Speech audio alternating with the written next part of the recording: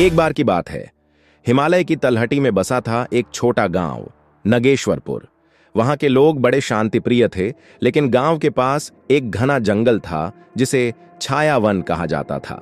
माना जाता था कि जो भी उस जंगल में गया कभी वापस नहीं लौटा। गांव की 17 साल की लड़की अदिति जिज्ञासु और साहसी थी।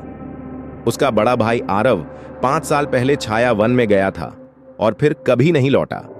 सबने मान लिया था कि वह मर चुका है, लेकिन अदिति को यकीन था कि उसका भाई जिंदा है।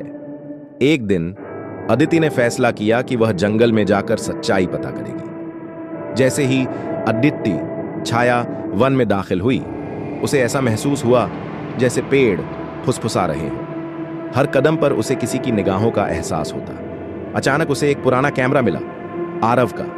कैमरे में एक ही तस्वीर थी, एक विशाल गुफा के सामने खड़ा आरव, लेकिन उसके पीछे कुछ धुंधली छायाएं थीं, जिनकी आंखें चमक रही थीं। अदिति ने हिम्मत करके उस गुफा को खोज निकाला। गुफा के भीतर वह एक रहस्यमय द्वार पर पहुंची, जिस पर प्राचीन लिपि में कुछ लिखा था, जो सत्य से डरे नहीं वही उजाले तक पहुंचे। उसने द्वार खोला और एक दूसरे ही संसार में पहुंच गई। वहां उसे कुछ इंसान दिखे जो जंगल में गुम हो चुके थे। वे सब छाया प्रहरियों द्वारा कैद थे। ये रहस्यमय प्राणी इंसानों के डर को खींचकर उन्हें कैद कर लेते थे।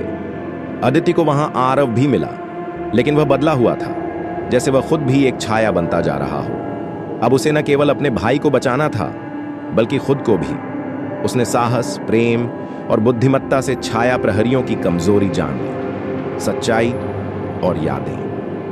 उसने आरव को उसकी बचपन की बातों की याद दिलाई और वह धीरे धीरे सामान्य होने लगा। छाया प्रहरियों ने एक आखिरी बार हमला किया, लेकिन अदिति ने गांव की घंटी की रिकॉर्डिंग बजाई, जो उनके डर का प्रतीक थी। वे चिल्लाते हुए गायब हो गए। अदिति और अन्य लोग बाहर आ गए, लेकिन जब वह पीछे मुड़ी तो छाया वन अब एक शांत उपवन बन चुका था, जैसे कभी कोई डर वहां था ही नहीं।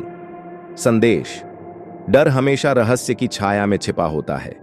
जब हम सच्चाई और साहस से उसका सामना करते हैं, तो छाया भी प्रकाश में बदल जाती है।